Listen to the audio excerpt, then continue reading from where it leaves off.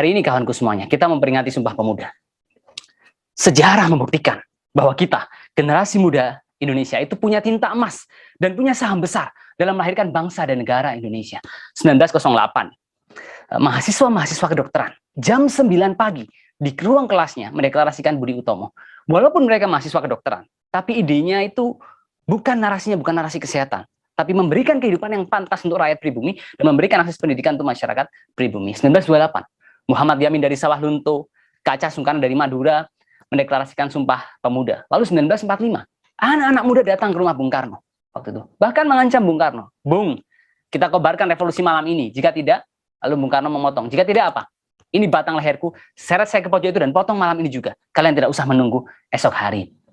Lalu Arif Rahman Hakim di tahun 1966 yang menyuarakan Tritura dan harus mengakhiri hidupnya dalam perjuangannya ya, menyampaikan ide dan gagasannya. Itu menunjukkan bahwa kita punya peran besar, tetapi bukan sekedar dalam konteks eksistensi peran, tapi kita punya tanggung jawab untuk bagaimana terus menghadirkan peran-peran yang optimal dari generasi muda. Dan saya pikir apa yang membuat kita kuat menjadi generasi muda, kawan-kawan? Ya, karena satu, kita fresh, ya, kita bisa berteriak dengan lantang tanpa harus memiliki rasa takut, khawatir ya, karena memang tidak ada kesalahan-kesalahan yang kita lakukan karena kita betul-betul menjaga integritas. Artinya anak muda bisa kehilangan kepemudaannya jika dia tidak mempertahankan integritas dan komitmennya. Dan yang kedua adalah gerak kita yang lincah, cepat untuk terus bisa melakukan eksekusi yang betul-betul optimal ya. Dan saya pikir itu poin pertama yang cukup penting. Dan pada kesempatan kali ini saya juga ingin berbagi kawan-kawan, kenapa kita anak muda harus berpolitik.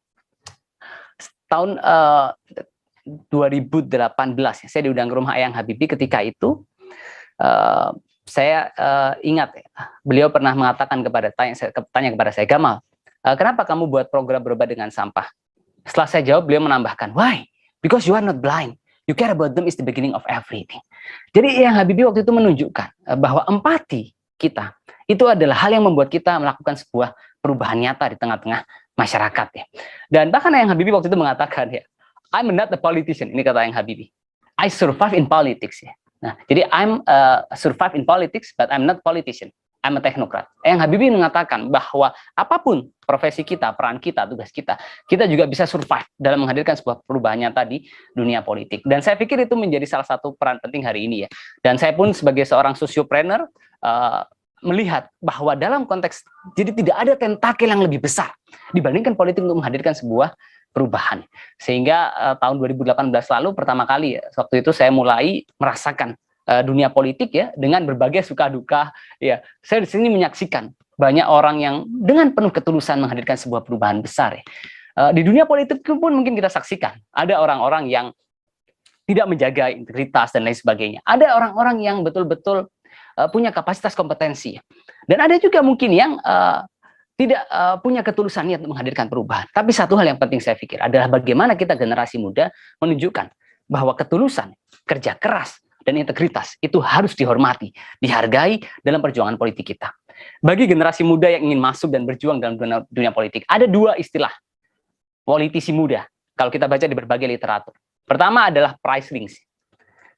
Princeling itu adalah ketika generasi muda itu adalah bagian dari yang keluarga orang tuanya, ayahnya ya, atau generasi sebelumnya adalah seorang politisi ya. Yang kedua adalah namanya tackling. Tackling adalah orang anak muda yang dia bergerak di sayap kepemudaan, di organisasi mahasiswa, berteriak dengan lantang, agresif dan lain sebagainya.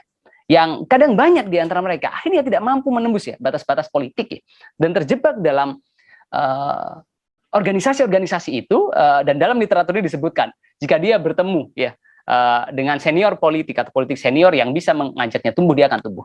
Tapi saya tidak percaya bahwa hanya ada dua jenis politisi itu.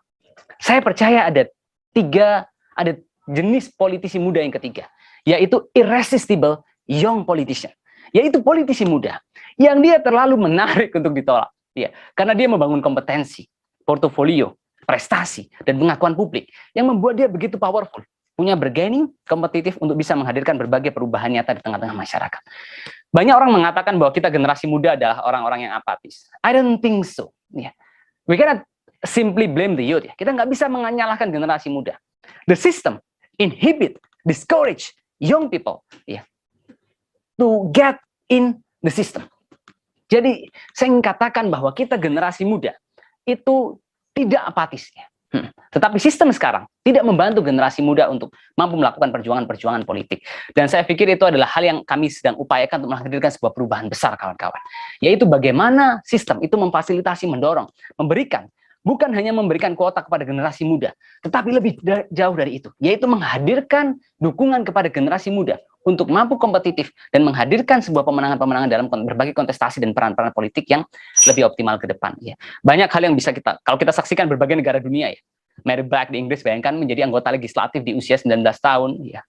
Lalu ada juga di Uganda yang di usia 18 tahun. Kita kenal Sana Maria. Ya. Lalu ada juga Luigi Di Maio, menjadi Perdana Menteri Italia di usia 31 tahun, menjadi Menteri Luar Negeri di usia 33 tahun. Ya.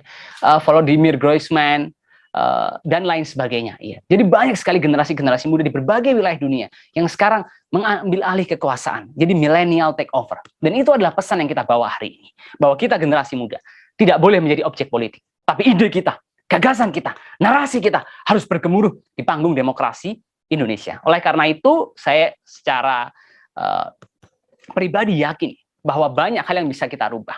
Dalam konteks public policy kita memfasilitasi anak muda dan atau peran partai politik dalam memperkuat. Misalkan sekarang ada waiting time antara usia kita bisa memilih dengan usia kita dipilih. Di berbagai negara sangat memungkinkan anak-anak usia 18 tahun, 19 tahun, 20 tahun, 21 tahun menjadi anggota legislatif dan pemimpin. Tapi negara kita memberikan waiting time. Ya, yang itu menurut saya bisa menjadi pertimbangan teman-teman di parlemen, ya, kawan-kawan di parlemen untuk bagaimana memberikan hak yang sama kepada generasi muda. Ya. Dan yang kedua, hanya ada 9 negara di dunia yang memberikan kuota bagi generasi muda secara khusus.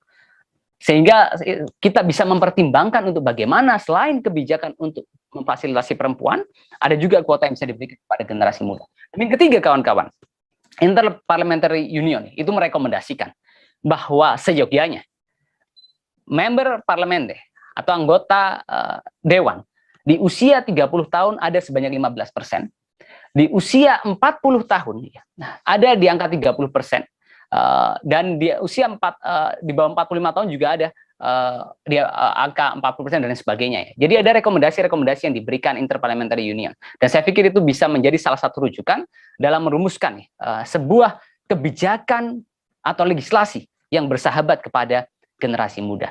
Dan di sisi lain, kita anak muda harus mempersiapkan diri kita untuk kompetitif, mampu bersaing, ya. Jadi don't let anyone look down on you caused by you are young. Jadi jangan biarkan orang meremehkan kita karena kita masih muda.